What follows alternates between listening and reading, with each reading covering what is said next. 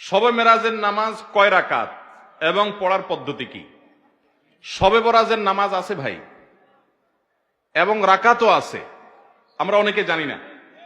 শুনেন আজকে শবে মেরাজের নামাজ হলো 5 ওয়াক্ত। কয় ওয়াক্ত?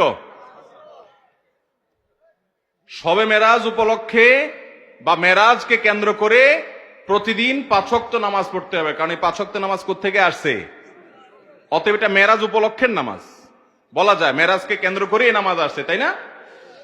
অতএব মেরাজের নামাজ বলতে যদি কিছু থাকে তাহলে সেটা হলো কোন নামাজ? 5 ওয়াক্ত নামাজ। আর 5 ওয়াক্ত নামাজের রাকাত সংখ্যা নিয়ম তো জানা আছে, তাই না? অতএব তাহলে আর মেরাজের নামাজের আলাদা নিয়ম না বললেও চলবে। আমাদের দেশে অনেকে মনে করেন না, মেরাজের রাত্রে আলাদা নামাজ আছে, 2 রাকাত 2 রাকাত করে এত রাকাত, এই সূরা এতবার, ওই সূরা এতবার, এরকম কোন নামাজের কথা হাদিসে বর্ণিত হয় নাই। নবী করিম সাল্লাল্লাহু আলাইহি ওয়াসাল্লামের মেরাজ হয়েছে সেটা সত্য, বরং মহাসত্য। তার ইসরা হয়েছে সেটি সত্য, মহাসত্য। কোরআনে আয়াত আছে, অস্বীকার করলে ঈমান থাকবে না। কিন্তু সেই মেরাজ ঠিক কোন সনে হয়েছে, কোন তারিখে হয়েছে, এগুলো নিয়ে প্রায় 15-16টা মত আছে ইতিহাসবিদদের মধ্যে। অনেকেই বলেছেন, ইবনে শিহাব জুহরি রাহমাতুল্লাহর মতো মানুষ আর অনেকে বলেছেন এটা হয়েছে রবিউল আউয়াল মাসে, অনেকে বলেছেন শাওয়াল মাসে, অনেকে বলেছেন রমজান মাসে, অনেকে বলেছেন রজব মাসে।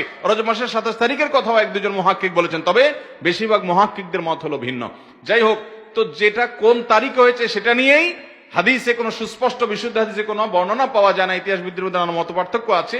সেই রাতকে কেন্দ্র করে বিশেষ কোনো নামাজ নাই। হ্যাঁ, মেরাজ থেকে আমরা শিক্ষা গ্রহণ করব। নবী সাল্লাল্লাহু আলাইহি ওয়াসাল্লাম যা এনেছেন, যে গুনাহগুলোর শাস্তি দেখেছেন, সেগুলো থেকে বেঁচে থাকবো, আর 5 ওয়াক্ত নামাজকে সর্বোচ্চ গুরুত্ব দিব ইনশাআল্লাহ। এটা হবে মেরাজের নামাজ। দৈনিক 20 বার মৃত্যুর কথা স্মরণ করলে জান্নাত ওয়াজিব হয়ে যায়, এই উক্তিটি কি শরীয়তে কোথাও আছে? দৈনিক 20 বার মৃত্যু স্মরণ করার কথা, এটা করলে জান্নাত যাওয়া যাবে না, এরকম কোন কথা কোরআন হাদিসে কোথাও আছে বলে আমার জানা নাই। তবে হ্যাঁ, মৃত্যুর স্মরণ বেশি বেশি করে করতে হবে। আকসিরু হাদিমিল লাজ্জাতিল মাউত, সকল স্বাদ থেকে মানুষের সম্পর্ক ছিন্ন করে দেয় যে মৃত্যু, সেটা স্মরণ বেশি বেশি করে করো। আল্লাহ তাআলা কোরআনে কারিমেও মৃত্যু সম্পর্কে আমাদেরকে বারবার সতর্ক করেছেন, আমাদের মৃত্যুকে স্মরণ করা উচিত। নবী সাল্লাল্লাহু আলাইহি ওয়াসাল্লাম বলেছেন, জুরুল কুবুর ফাইন্নাহা তুযাক্কিরুকুমুল আখিরাহ, তোমরা কবর জিয়ারত করো, কারণ সেটা আখিরাতকে স্মরণ করায় দিবে।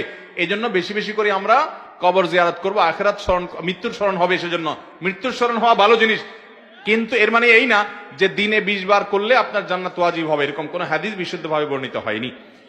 অজুর পরে পায়ে পানি দিতে হয়, কিন্তু আমার পায়ে পানি দেওয়া নিষেধ, আমি কি করব? অজুতে পানি দিতে হয়, অজুর পরে না। অজুর সর্বশেষ কাজ পানি, পাও ধোয়া পানি দিয়ে। এখন কারোর যদি পায়ে ব্যান্ডেজ থাকে, কাটা থাকে, সেটা ধোয়া নিষেধ থাকে, তাহলে যেই জায়গায় ব্যান্ডেজ থাকবে, ধরুন একটা আঙ্গুলে আছে, ওইটা বাদ দিয়ে বাকি জায়গা পানি দিয়ে ধোবেন, আর ওই বেজাটার উপরে, এই ব্যান্ডেজটার উপরে বা কাটা জায়গার উপরে ভিজা হাত আলতো করে একটু শুধু মুছে নিবেন, বাস, অজু হয়ে যাবে। এটা হাতেও হতে পারে, পায়েও হতে পারে, যে কোনো জায়গায়। এভাবে করলে আপনার অজু হয়ে যাবে।